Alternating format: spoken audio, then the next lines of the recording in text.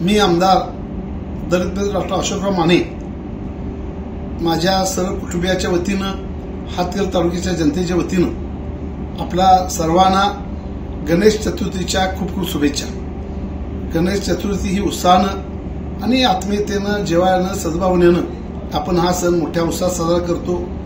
सर्व दूर अतिशय आनंदित असतो। आपल्या जिल्ह्यामध्ये तर मोठ्या प्रमाणामध्ये गणेश जयंती साजरी होते।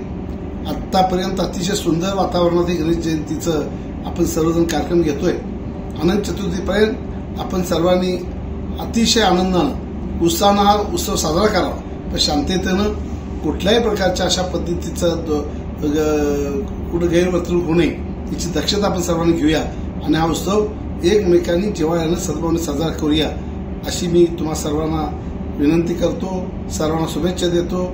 सर्वांच्या जीवनामध्ये सुख, समृद्धी, शांती, आरोग्य, दीर्घायुष्य बाप्पांनी द्यावं अशी बाप्पाची चरणी प्रार्थना करून तुम्हाला शुभेच्छा देतो।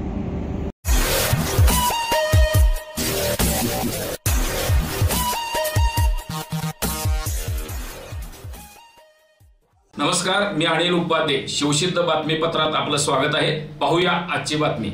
हातकणंगले तालुक्यातील पेठवडगाव इथल्या hard dragon karate and all martial arts Pethvadgaon यांच्या खेळाडूंनी कलर बेल्ट ग्रेडेशन परीक्षेत यश मिळवले। इथल्या hard dragon karate and all martial arts यांच्या वतीने कलर बेल्ट ग्रेडेशन परीक्षा घेण्यात आली होती। या परीक्षेत खेळाडूंनी उत्तम यश संपादन केले। या परीक्षेसाठी निरीक्षक म्हणून आंतरराष्ट्रीय प्रशिक्षक देवेंद्र गवळी व ग्रँडमास्टर संदीप कांबळे यांनी काम पाहिले, तर सहाय्यक म्हणून सुशांत दबडे आणि सई मोरे यांनी काम पाहिले।